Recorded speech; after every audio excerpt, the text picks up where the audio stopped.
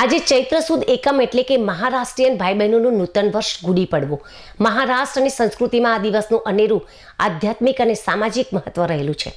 પાટણ શહેરમાં છેલ્લા ઘણા વર્ષોથી સ્થાયી થયેલા અંદાજે 30 જેટલા મહારાષ્ટ્રીયન પરિવારોએ આજે પરંપરાગત રીતે ગુડી પડવાની ઉજવણી કરી હતી. વહેલી સવારે પરિવાર દ્વારા ઘરની છત કે આંગણામાં કાસ્ટની લાકડી પર રેશમની સાડી પહેરાવી તેના પર તાંબાનો કળશ ઊંધો મૂકી ગુડી તૈયાર કરવામાં આવી હતી. ભદ્ર વિસ્તારમાં વસતા સંધ્યાબેન પ્રધાન સહિતના પરિવારોએ હળદર, કંકુ અને ચોખાથી ગુડીની પૂજા અર્ચના કરી હતી. ગુડીને ફૂલહાર અને લીમડાનો મોર અર્પણ કરી આરતી પણ ઉતારવામાં આવી હતી. આ પવિત્ર દિવસે ગુડીના વધામણા કરવામાં આવ્યા બાદ પરિવારના સભ્યોએ એકબીજાને નવા વર્ષની હાર્દિક શુભકામનાઓ પણ પાઠવી હતી. મહારાષ્ટ્રીયન પરિવારો માટે ગુડી પડવો એ વિજય અને સમૃદ્ધિનું પ્રતીક છે. પાટણમાં વસતા પરિવારોએ પોતાની પરંપરા જાળવી રાખીને ચૈત્રી નવરાત્રિના પ્રથમ દિવસે જ ખૂબ જ ભક્તિભાવપૂર્વક અને ઉત્સાહપૂર્વક ઉજવ્યો હતો. આ તકે ઘરોમાં વિશેષ વાનગીઓ બનાવીને નૂતન વર્ષનો આનંદ પણ માણવામાં આવ્યો હતો. પ્રતિપદા એટલે મરાઠીમાં એને ગુડી પડવો કહીએ છીએ અને મહારાષ્ટ્રમાં નવા વર્ષ તરીકે ઉજવણી કરવામાં આવે છે અને સિંધી લોકોમાં પણ ચેટીચાંદ તરીકે નવા વર્ષની ઉજવણી કરવામાં આવે છે.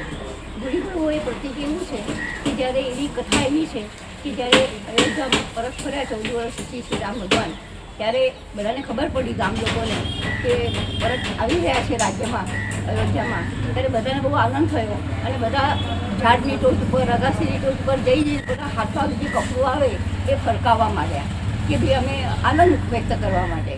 અને એ રીતે આ ગુડી જ્યારથી શરૂ થઈ કે જે ઘરમાં કપડું હોય એ કરીને ખરેખર અધ્ધર બાંધવાની હોય છે, આ નીચે છે પણ અગાસીમાં બાંધવાની હોય છે. અને એમના આ આપણે ત્યાં નવું વર્ષ છે એનું સ્વાગત કરવા માટે હોય છે.